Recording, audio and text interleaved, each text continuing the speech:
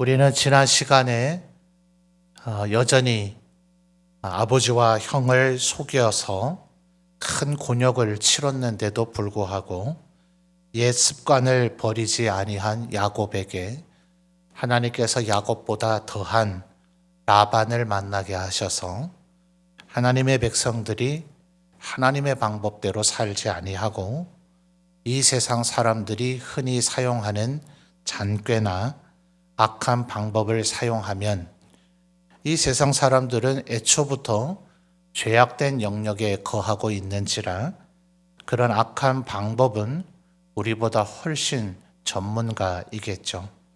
그래서 오히려 라반이라고 하는 존재를 통해서 하나님의 백성이 하나님의 말씀과 그 뜻대로 살지 않으면 이 세상에서는 오히려 된통 당하게 된다 하는 것을 교훈해 주시는 모습을 살펴보았습니다. 마치 주님께서 말씀하신 것처럼 우리가 맛을 잃어버린 소금이 되어져 버리면 길바닥에 버려져서 밟게 하는, 말하자면 고대의 도로에 닦는 방법 가운데 하나였겠죠.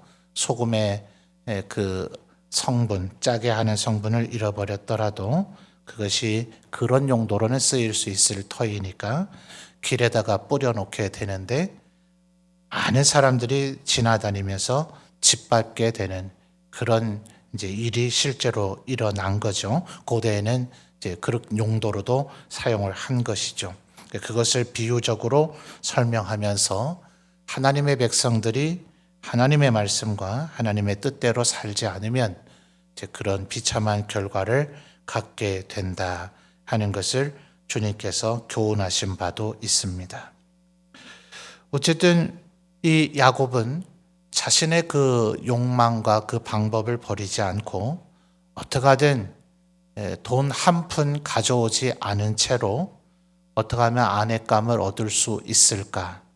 또 외삼촌 이제는 장인이 되어져 버렸죠. 그 장인에게 어떻게 덕을 보며 살 수 있을까? 또 그러는 와중에서도 첫눈에 반한 라헬을 얻고자 하는 욕망과 열망을 포기하지를 않았죠. 자, 이런 인간의 죄악된 성품이 여실히 그대로 드러나고 있는 이 야곱의 이 하란 땅에서의 20년의 삶을 통해서도 하나님께서 이루시고자 하는 뜻을 이루어 가시더라 하는 거죠. 바로 이런 야곱의 욕망과 야망, 그리고 그것을 또 이용하고자 하는 라반, 그리고 어쨌든 그 누구도 데려가려고 하지 아니하는 자신의 첫째 딸 레아를 짝을 지어줘야 되는 아버지의 부담감, 그리고 또 이 야곱의 열망에 부응하고자 하는 라헬, 그리고 이 레아와 라헬의 본능적인 남편의 사랑을 차지하고자 하는 그 욕망들, 무엇 하나 하나님 앞에 의롭고 선하고 경건한 것은 없죠. 이 수많은 인간들의 이 악한 이런 감정들과 성품들을 오히려 하나님께서 이것을 이용하셔서 이 야곱에게서 12명의 아들이 태어나게 하는 일을 이루어 가시더라 하는 거죠. 바울 사도가 그래서 로마서 8장에서 그렇게 얘기하지 않습니까? 하나님의 자녀들에게는 모든 것이 합력해서 선을 이룬다. 그것은 바로 전능하시고 모든 것을 아시며 또 모든 것을 행하실 수 있는 하나님의 섭리가 있기 때문에 그렇습니다. 큰 틀에서 볼 때는 야곱의 죄성이나 레아와 라헬의 그런 어리석은 열망과 욕심과 상관없이 하나님의 뜻이 이루어진다 하겠지만 개개인적으로는 우리가 어떻게 살아야 할 것인가? 아마 이 야곱이 라헬을 얻기 위해서 14년 일하는 것을 불사하는 이 대목은 굉장히 로맨틱한 동화나 영화 속의 한 장면처럼 보여질 것입니다. 그리고 누가 보더라도 야곱이 사랑한 것은 라헬이니 이 영화나 드라마의 주인공은 야곱과 라헬이라고 보여졌을 것입니다. 그러나 먼 훗날 이들이 다 세상을 떠나게 됐을 때 아브라함이 아내 사라를 장례하기 위해서 마련해 놓은 이 집안의 무덤 막벨라 굴에는 아브라함과 사라가 장례 치러지게 되고 이삭과 리브가가 장례 치러지게 되는데 그 다음 때는 야곱과 라헬이 아닌 레아가 장례 치러지게 되더라 하는 겁니다. 아마 젊을 때는 분명히 야곱이 라헬을 사랑했겠죠. 그리고 또 생애 대부분은 어쩌면 라헬을 사랑했을는지 모르겠어요. 그러나 창세기 35장에서 설명해 주는 것처럼 이 라헬은 두 번째 아이인 베냐민을 낳다가 결국 세상을 떠나게 되죠. 그리고 그 모든 일련의 과정을 겪으면서 야곱은 어느 여인이 정말 진정한 아내감이며 이 가정을 이끌어갈 아내인가. 어떤 면에서 야곱보다 훨씬 더 많은 여성을 경험했던 솔로몬이 잠언에서 현숙한 여인이 어떠한 여인인가. 이것을 이야기하고 있지 않습니까? 오늘 우리는 이 읽었던 말씀을 통해서 레아와 라헬을 비교해 보면서 우리는 어떠한 존재로, 이것은 꼭 여성에게서만 해당될 문제는 아닐 것 같아요. 레아의 성향을 보면 굉장히 많은 약점과 부족함, 그리고 억울함과 시련과 고통이 있지만 그것을 남 탓을 하지를 않습니다. 충분히 남편 탓, 그리고 동생 탓, 또 자기가 어떤 면에서는 아마 못생겼을 수 있겠죠. 우리가 지난 시간에 살펴본 말씀입니다만 17절 한번 보시죠. 창세기 29장 17절입니다. 자, 여러분 한번 읽어봐 주세요. 29장 17절 시작. 아멘. 자, 우리 개역 개정, 지금 우리가 보고 있는 성경은 시력이 약하고 이렇게 되어 있습니다만 예전 성경인 개역 성경에서는 시력이라고 하는 단어를 알력이라고 하는 단어로 번역을 해 놓았었죠. 그러니까 이게 단순히 눈의 성능, 눈의 기능적 성능이 좋으냐 안 좋으냐라는 것보다는 알력이라고 하는 단어의 안자가 눈 안자이기는 합니다만 이제 얼굴을 의미하는 느낌이 거기에 포함이 되어져 있거든요. 그래서 흔히 우리 전세대 목사님들은 레아는 못생겼다 이렇게 보통 표현하시곤 했습니다. 그러나 원어의 정확한 의미는 아마도 좀 시력이 약했을 것 같아요. 오늘날 같으면 안과 시술을 통해서 시력을 좀 높이든지 하다못해 안경이라도 썼겠죠. 근데 고대에는 어땠겠어요? 약간 나쁜 정도라면 큰 문제가 없었겠지만 이것을 지금 신체적 특징이라고 이렇게 기록을 해주고 있는 것을 보면 꽤 제법 시력이 안 좋았던 것 같아요. 이건 시력이 안 좋은 것과 조금은 관련이 없습니다만 이렇게 다른 사람의 얼굴을 잘 인식하지 못하는 안면 인식 장애라고 하는 그런 또 병적 증세가 있다 그래요. 현대에 와서 모든 병 증세들이 이렇게 세분화되어지고 표현이 아주 디테일해지는 거죠. 근데 고대에 봤을 때는 단순히 눈이 나쁜 거나 또 안면 인식 장애나 그냥 눈이 나쁜 걸로 보여졌을 거예요. 자, 내가 눈이 나빠서 사람과 사물을 잘 알아보지 못하든 혹은 그것이 심리적인 문제든 혹은 지능의 문제이든 사람의 얼굴을 잘 알아보지 못한다면 필연적으로 어떻게 될까요? 사람이 소심해지기 마련입니다. 자꾸 자신감을 잃어버리게 되죠. 그리고 안 그래도 이때 당시의 여성들에게는 조금 더 교육의 기회가 주어지지 않았죠. 말하자면 눈치가 빨라야 그나마 먹고 살 수 있는 시절입니다. 여성들에게는 특히나. 그런데 시력이 안 좋든 혹은 안면 인식이 제대로 되지 않았든 아마도 레아는 그 내면에 있는 진정한 가치와는 상관이 없이 조금은 미련하고 어리석고 굼떠 보이는 여인으로 보여졌을 겁니다. 17절의 하반절을 보면 그거와 대비되는 라헬은 곱고 아리따웠다 이렇게 번역을 하고 있죠. 요즘은 많이 바뀌어지긴 했습니다만 여전히 이 세상은 여성에게 외모가 아름다우면 뭔가 가산점을 주고 있는 세상입니다. 아니라고 해도 부인할 수는 없을 거예요. 현대에도 그러하건대 고대에는 어땠을까요? 요즘은 이런 성향을 겉으로 드러냈다가는 큰일 나죠. 그 사람은 아마 사회적으로 매장을 당할 수도 있을 거예요. 그런 가치를 사용해서는 안 되죠. 그런데 여성들에게 한번 여쭤볼까요? 정말 그것이 사라졌습니까? 아니죠. 왠지 여전히 그런 것은 작동되어지고 있는 것을 남성보다 오히려 여성들께서 더 여전히 느끼고 계실 겁니다. 분명히 고대보다는 좋아졌고 또 여러분의 유년 시절이나 예전보다는 분명히 나아지긴 했으나 이 본능적 폐습은 아직도 여전히 남아있죠. 그러니 사실은 레아는 굉장히 이 세상에서 불리한 위치에서 살아가고 있었을 거예요. 지난 시간에도 살펴보았듯이 왜 라반은 이 레아를 시집 보내지 못했을까요? 최소한 정말 그렇게 26절에서 언니를 아우보다 먼저 보내는 것이 그렇게 목숨을 걸어야 될 일이었다면 7년이 지나고 나면 라헬을 야곱에게 주겠다고 약속을 했으면 그 전에 왜 레아를 시집 보내지를 못했을까요? 아마도 누구도 원하지 않은 지창금은커녕 오히려 뭔가를 더 보태줘서도 잘 안 데려가려고 하는 그런 상황이 있지 않았을까라고 흔히들 추론을 하곤 합니다.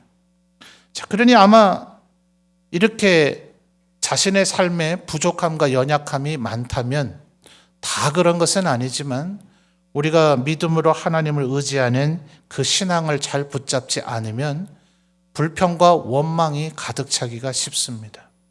남 탓을 하게 되고 그것이 자신의 성격과 습성으로 악순환이 거듭되는 거죠. 이 위기, 이 약점을 극복하고 심성을 착하게 해도 그 여인의 진가를 알아보지 못하는 것이 세상의 흔한 일인데 안타깝게도 이런 취급을 당하게 되면 내가 존중받아야 내가 가치 있는 사람이라는 생각을 갖거든요. 근데 자꾸 사람들이 나를 멸시하고 무시하고 나를 인정해주지 않는 그 시각을 자꾸 느끼게 되면 자신의 스스로를 열등의식을 갖고 비하하게 되기가 굉장히 쉽습니다. 그리고 결국은 그 책임을 남에게 탓하고 원망하는 그런 인생으로 바뀌어지기가 쉽죠. 한번 상상을 해보십시오. 첫날 밤을 지내고 났는데 나중에 세월이 지나고 나면 남편이 정말 나를 사랑하는 것이 맞는가? 때로 의심스러울 때도 있겠지만 결혼을 하고 난 직후에는 정말 내 남편이 나를 위해서 온 세상 무엇이라도 가져다 줄 것 같은 착각을 좀 하며 살기 마련 아닙니까? 그런데 레아는 첫날 밤을 지내고 나서 평생 잊지 못할 상처를 받게 되죠. 자신의 친정 아버지에게 왜 신부감을 속였냐고 고래고래 고함을 지르는 그런 인간이 내 남편이 되어버린 겁니다. 앞으로 이 남편하고 어떻게 살아갈 것인가? 17절에 얘기했던 시력이 약하고 하는 이 레아의 몸에 드리워져 있는 이 약점은 하루아침에 바뀌어질 수 있는 부분도 아니죠. 그런데 레아가 어떻게 살 수 있었을까요? 근데 기이한 것은 이 레아와 라헬이 아이들을 낳고 나서 이름을 짓는 것을 보면 레아가 어떻게 하나님 앞에서 이 모든 연약함과 약점을 이겨갔는가 하는 것을 살펴볼 수가 있을 것 같아요. 32절을 보면 첫 번째 아이를 낳고 이름을 루벤이라고 불렀죠. 그 이유는 여호와께서 나의 괴로움을 돌보셨다. 아직 남편의 사랑이 회복된 것은 아닙니다. 남편은 여전히 자신을 천시하고 멸시하고 있었을지도 몰라요. 그러나 레아는 남편에게서 인생의 목적을 얻었지 아니하고 하나님께서 내 괴로움을 돌보셨다. 33절에 두 번째 아들을 낳자 여호와께서 내가 사랑받지 못함을 들으셨다. 들었다는 것이 핵심이죠. 그래서 이름을 시므온이라 했다. 세 번째는 이제 내 남편이 지금부터 나와 연합할 것을 기대하면서 이름을 레위라 하였는데, 사실은 우리가 에베소서 2장에서 살펴보는 것처럼 우리 각 사람이 먼저 하나님과 화목하지 않으면 우리 사이의 화평이란 허울 좋은 구호에 불과하고 멀디 먼 요원한 일에 불과하죠. 우리가 먼저 하나님과 연합을 할 때 그때 다른 사람과의 연합을 우리가 꿈꾸고 희망할 수가 있는 것입니다. 그러니까 34절에 이 레아의 마음은 그저 아무것도 없이 밑도 끝도 없이 남편과 연합하기를 바라는 것이 아니라 그 스스로가 얼마나 하나님과 하나가 되기를, 연합되기를 힘썼던 여인인가 하는 것을 살펴볼 수가 있죠.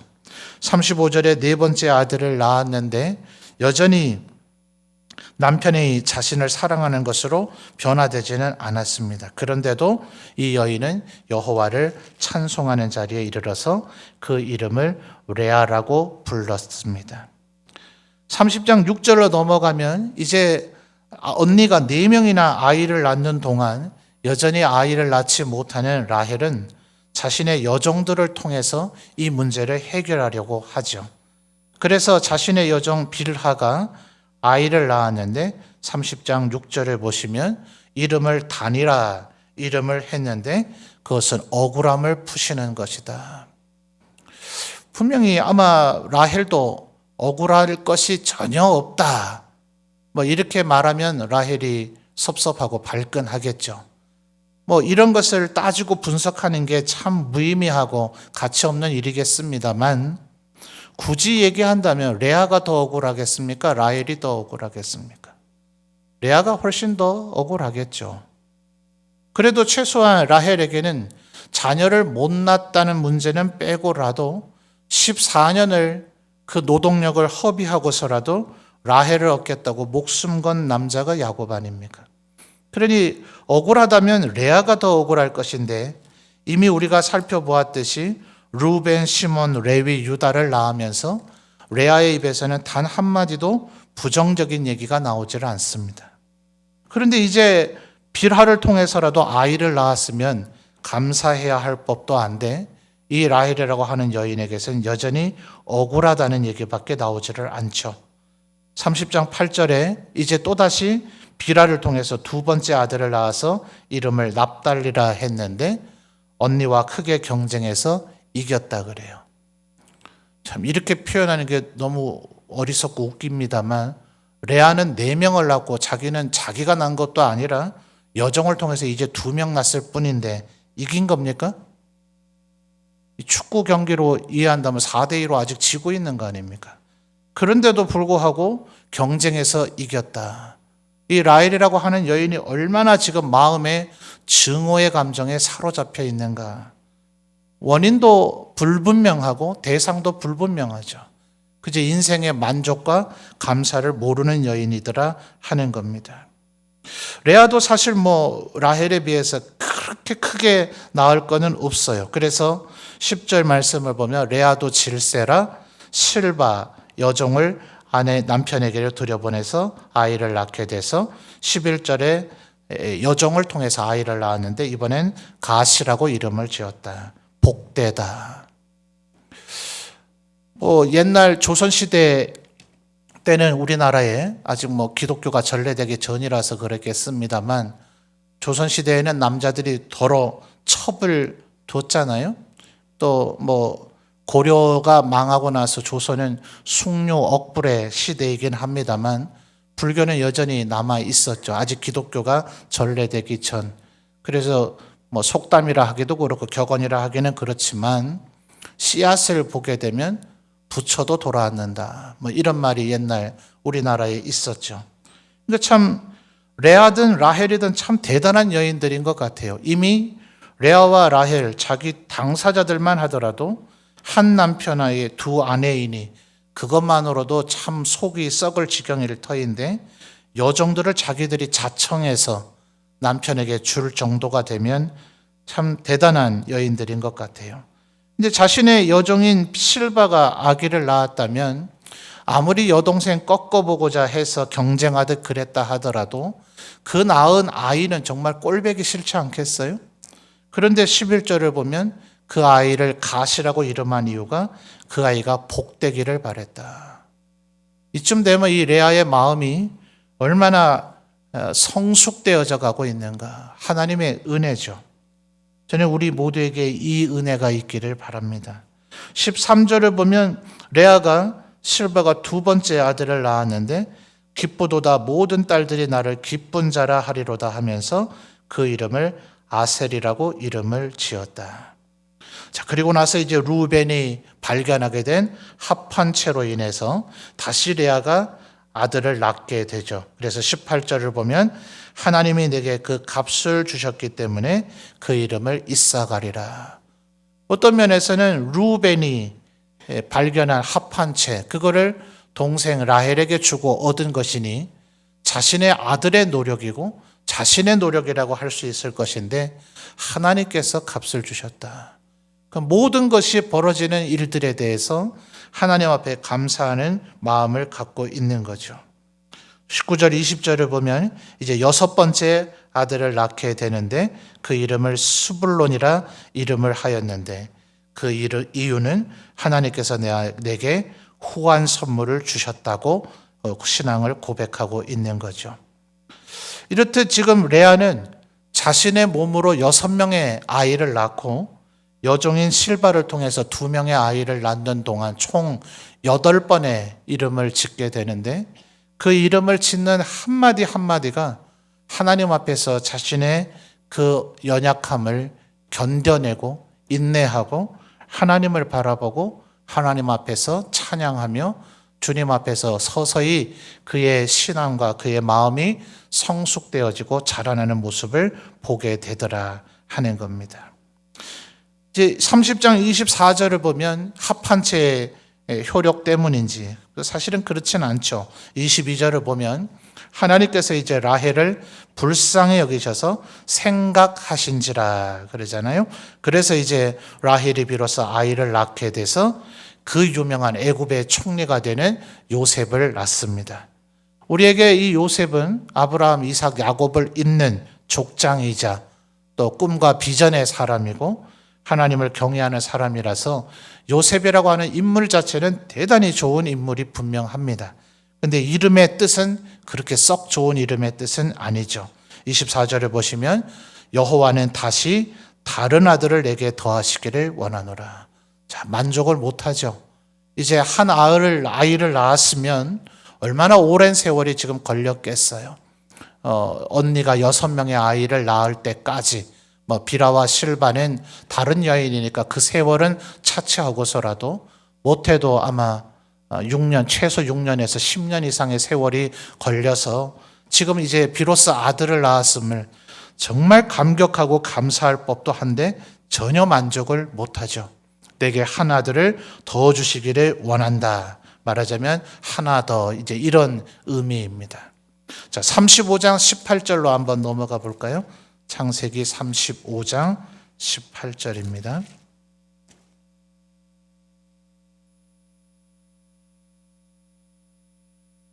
창세기 35장 18절 여러분 읽어 주십시오. 시작.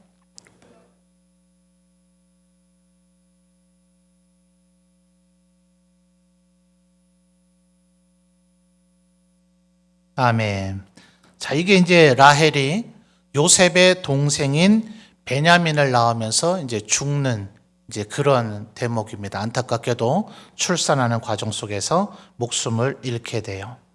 우리는 역대기를 보게 되면 유다 지파 사람 가운데 야베스라고 하는 사람의 이름을 듣게 되죠. 그런데 그는 이제 다른 형제들보다 존귀한 자다 이렇게 설명을 해주고 있는데 이 야베스나 그리고 라헬이 베냐민에게 지어주려고 했던 베노니라는 말이나 거의 같은 동의어입니다. 말하자면 슬픔, 애통 이런 거죠. 그래서 이제 신학자들은 마치 이와 같이 야베스라 하는 인물이 아마도 유복자였던 것 같다. 지금은 이제 야곱은 의외로 이름을 짓는 면에서는 마지막 이 순간이 될 때까지는 아무 소리를 안 하죠. 레아와 라헬이 워낙 좀 드센 면도 없지 않아 있었던 것 같고, 그러길래 나중에 바로 앞에서 자기가 험악한 인생을 살았다고 그렇게 회고하겠죠. 그리고 또 자기가 저지른 잘못이 있으니 아내들 눈치 보면서 그렇게 살지 않았겠나 싶습니다. 그런데 베논이라 이름을 하니까 아이 이름이 슬픔이에요. 이스라엘 말로 베논이, 야베스 이러니까 우리가 별 느낌이 안 오지만 여러분의 가정의 자녀 이름이 슬픔이라고 한번 생각을 해보십시오. 이게 얼마나 끔찍한 일입니까? 혹은 애통이라. 애를 부르는데 맨날 애통아 어디 갔냐, 애통아 밥 먹어라. 이게 도대체 애에게 지어줄 이름입니까? 그렇죠? 그러니까 이제 이 베냐민의 경우는 야곱이 그런 이름 줄 수 없다 하면서, 베냐민은 대단히 좋은 이름이죠. 전능한 하나님의 오른손의 아들이다. 이렇게 발음이 좀 비슷해요. 베노니, 베냐민. 이게 철자도 좀 비슷하고 발음이 좀 비슷합니다. 그래서 일종의 언어 유희죠. 야곱이 그렇게 바꿔버리는데 왜 야베스는 그걸 바꿔주지도 않았을까? 그래서 신학자들은 아버지가 먼저 세상을 떠났는가 보다. 아버지가 죽었을 때에 아이가 뱃속에 있는 아이를 흔히 유복자라 그러잖아요. 그래서 이제 아버지 사후에 아이가 태어나서 이 아이에게 이름을 지어줄 사람이라고는 어머니밖에 없는데 그 어머니마저도 세상을 떠나니 다른 사람이 함부로 이름을 지어줄 수도 없고, 아마 야베스의 경우에서는 이제 우리 말로는 예를 들어 지금 이제 베노니 같은 경우는 라헬 자신이 죽으니 늘 언니한테 못되게 굴었으니까 이제 언니가 요셉과 베냐민 내 아들들을 어떻게 대할까? 비라하고 실바인들 잘 대해 주겠습니까? 아주 호랑이 같은 계모들이 3명이나 있는 상황이니 내 자식들이 이제 천덕꾸러기가 되겠구나. 우리 같으면 내 아이가 이제 살아갈 날들이 얼마나 고통스러울까. 이렇게 말하는 게 평상적인 문장이죠. 근데 이 서양 언어들의 특징은 그냥 가장 강조하고 싶은 단어를 먼저 말해요. 그러니까 굳이 우리 한글말로 번역했다면 슬픔과 애통이 이제 태어날 이 아이의 인생에 얼마나 따라다닐까, 아마 이런 식으로 말하고 싶었던 것 같아요. 그런데 이제 슬픔 혹은 애통이란 단어만 말하고 그 말 한마디 문장도 채 잊지 못한 채 죽어버린 거죠. 그러니까 이 어머니가 이 아이를 두고 마지막 내뱉은 단어가 야베스, 슬픔, 애통이기 때문에 너무 안 좋은 뜻이기는 하지만 어머니가 이 아이의 이름을 이걸로 줘달라고 하기야 했겠습니까? 근데 내뱉은 말이 그거이기 때문에 그렇게 이름을 지어주자. 아마 주위 친척들이 야베스의 경우는 그래서 그 말도 안 되는 이름이 그 아이에게 이름이 주어졌지 않겠는가. 근데 야베스의 경우도 하나님 앞에 작심하고 기도해서 내 지경을 넓히시고 내게 복을 주십시오. 복을 주십시오. 이렇게 기도하며 살았기 때문에 오히려 형제 유다 지파 가운데서 존귀한 자가 되었다. 진정한 인생 역전이 기도로 말미암아 이루어진다는 것을 역대기는 우리에게 말해주죠. 자, 그것은 야베스라고 하는 사람이 아주 정말 기적과 같은 그런 인생인데 지금 야곱은 그걸 그냥 허용하지를 않죠. 어떻게 이 아이의 이름을 베논이라 지을 수 있느냐 하면서 그 즉석에서 베냐민이라고 이름을 바꿔버립니다. 그리고 여러분 한번 생각을 해보십시오. 레아는 자신이 낳은 6명의 아들, 그리고 여종이 낳은 2명의 아들을 어떻게 지었는가? 그리고 라헬은 자기가 낳은 2명의 아들과 또 여종이 낳은 2명의 아들의 이름을 어떻게 지었는가? 주님께서 이 세상에 오셨을 때 우리에게 이런 얘기를 하셨죠. 우리의 입속으로 들어가는 음식이 우리를 더럽게 하는 것이 아니라 우리의 입에서 나오는 말이 우리를 더럽게 하는 것인데 사람은 자신의 마음속에 가득한 것을 입 밖으로 말하기 마련이다. 그러니 우리는 이 레아와 라헬의 아이들의 이름을 지어주는 과정을 보면서 레아의 마음이 무엇으로 가득 차 있었는가, 또 라헬은 어떤 것이 그의 마음에 가득 차 있었는가, 두 여인 다 어떤 면에서는 참 가련하고 불쌍한 인생을 산 것이고, 또 두 사람이 하고 있는 일들을 볼 때 그저 50보 100보 별반 차이가 나지를 않죠. 그런데 왜 결정적인 이런 차이가 생겼는가? 오히려 그의 시력 혹은 알력이 부족한 그의 약점이, 남편이 나를 사랑해 주지 않고 친정 아버지도 나를 별로 배려하지 않는 이 외로움과 서러움이 오히려 그를 하나님 앞으로 나오게 만들어서 그의 인생을 진정으로 역전시켜 주었더라 하는 거죠. 그래서 성경에 뭐라 그럽니까? 고난당함이 내게 유익이라. 도대체 그게 무슨 말도 안 되는 소리예요. 어떻게 고난이 내게 유익이 될 수 있겠어요? 그런데 그때에 고난을 당하게 되므로 내가 여호와의 율례를 배우게 되었다.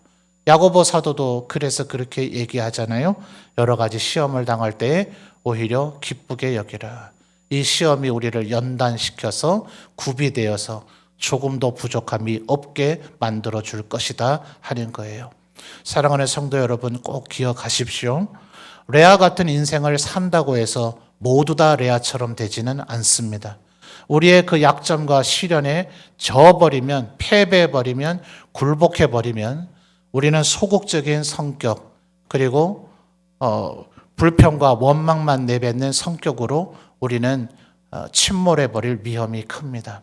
그러나 하나님을 찾으면, 하나님 앞에 부르짖으면 우리의 인생을 바꾸시는, 지금 요즘 새벽에 이사야서를 살펴보고 있는데 장장마다 하나님께서 이사야 선지자를 통해서 말씀해 주고 계시지 않아요? 나는 창조주 여호와다. 나는 아무것도 없는 가운데서 이 세상을 만들어냈다. 내가 너희를 바꾸지 못하겠느냐.